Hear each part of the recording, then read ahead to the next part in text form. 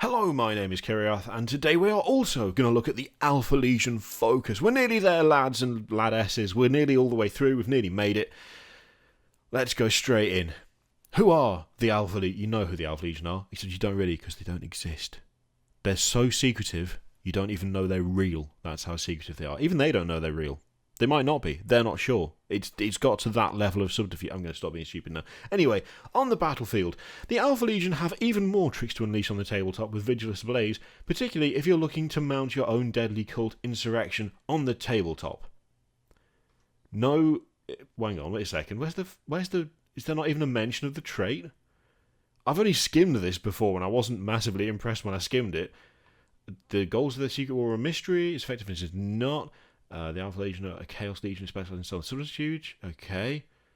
Okay, so with the Emperor's Children focus, they told you that you did have a trait, and one of the things that the trait did. The Alpha Legion, you don't get to know what their existing trait does. They just don't even tell you, they just don't tell you about it at all, apparently. Let's see if it's down here. No. Okay, so we've got a steady decline from here's the trait, it's unchanged, to here's a mention of the trait, to there is no trait. Like, is that an Alpha Legion in joke? Is that the thing? It's like, it's funny to not have the trait there because they're Alpha Legion, you don't know if they're there or not. Is that, I don't know. What's a good Alpha Legion uprising without countless brainwashed civilians ready to die for the cause? Vigilus Blaze is fantastic for Alpha Legion fans looking to build a thematic and deadly guerrilla uprising.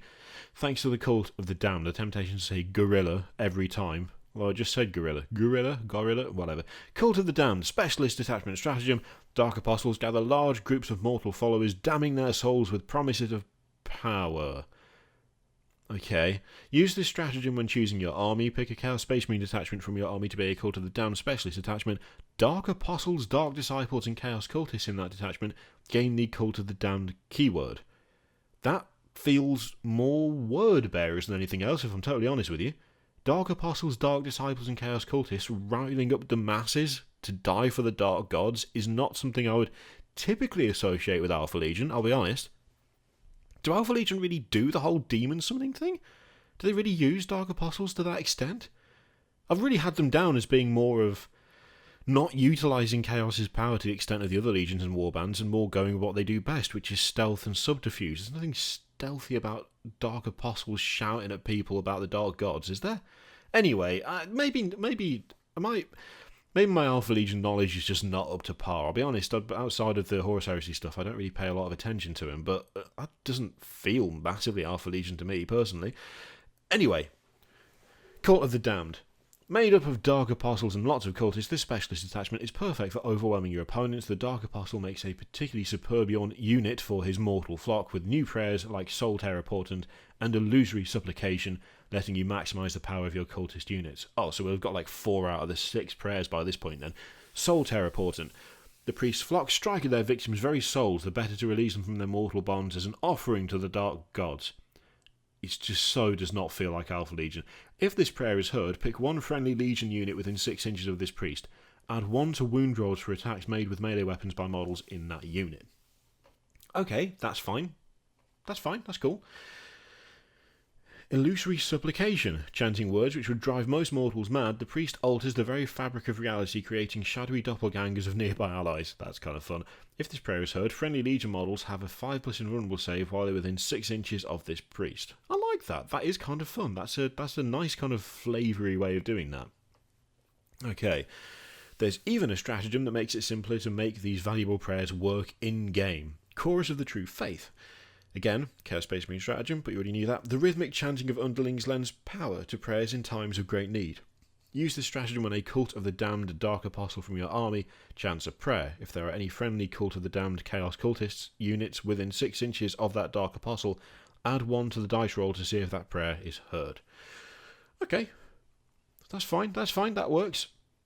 Hey, okay, so the Stargate. I mean, it totally is. It absolutely, look at it. It's clearly just Stargate. I mean, sorry, Noctilith Crown. Honestly, the the brass bollocks on Games Workshop to go after people for using the word Space Marine when they made that. I mean, look at it. Come on, lads. Lads, I'm sorry, but come on. Anyway, those of you with a sizable collection of cultists already will be aware that while these determined insurgents get top marks for zeal, their durability leaves a lot to be desired. That's where the start of the Noctilith crowding comes in. In the lore, these devices are enormous empiric resonators designed to weaken the fabric of reality. On the tabletop, this is represented by a fantastic ability that provides all nearby with a 5+ invulnerable save, as well as letting your psychers reroll failed psychic tests. Loathsome Aura. Chaos units have a 5+ invulnerable save while they are wholly within 6 inches of this model. In addition, you can reroll psychic tests for Chaos Psychers while they are within 6 inches of this model. At the start of the second and third battle rounds, the range of both of these aura abilities is increased by 3, i.e. it is 9 inches in the second battle round and 12 inches in the third and subsequent battle rounds. Okay, cool. Yeah, I'm going to be totally honest with you. I don't know what the hell most of this has got to do with Alpha Legion. Yes, Alpha Legion do organise uprisings. Yes, they do have, guerrilla forces that help them wage war. They cut supply lines. They sow discord and chaos. They make threats appear larger than they actually are while striking at a different location. All of these are very Alpha Legion things. Hordes of chanting Dark Apostle-fueled "we will die for the Dark Gods" cultists is not what I have in mind for Alpha Legion at all. It's not even... I feel like there wasn't even an attempt to make it feel Alpha Legion. I can understand like a civilian uprising that has been armed and has been, propagandized to go against the planetary government. That's pure Alpha Legion. I can appreciate, sowing some sort of chaos cult in amongst that to strengthen resolve, but the way it's presented of just, Alpha Legion, they use tons of dark apostles and dark disciples. Do they, though? Do they actually do that? I feel like that's not something that I really associate with them in any way, shape, or form, if I'm honest. I really thought that they still pretty much maintained their heresy-era style of fighting, like all the ridiculous subterfuge and backstabbing. I mean, for God's sake, there's an entire short story about the Alpha Legion. I can never remember what it's called. I just remember that it was hilarious, where the Alpha Legion infiltrate a space station held by the Alpha Legion to destroy it because someone in that part of the Alpha Legion is no longer trustworthy, and the person who goes in to do the job is Alfarius himself, except it's not Alfarius, it's an Alpha Legion legionnaire who has been conditioned to think he's Alfarius. That's the Alpha Legion. Hordes of chanting cultists led by a dark apostle. That's not Alpha Legion, is it? Very meta focus that. It has Alpha Legion on it, but apparently there's just no sign of them whatsoever. Very meta. Anyway, I mean, I could just be totally wrong. I'm happy to be totally wrong. I don't give a shit. I'm always willing to be corrected on things I've made a mistake with when it comes to 40k, be it lore, rules, weapon profiles, whatever. I'm not an expert. I'm just like an idiot enthusiast, just like anyone else. But that fine if you want hordes of cultists, but to be honest, hordes of cultists and summoning demons are two things I associate more than anything with word bearers. Alpha Legion don't fall under that. So, something to do with the Alpha Legion, 0 out of 10. The actual rules look kind of fun, and they do look fun for like a cultist-based army. But, yeah.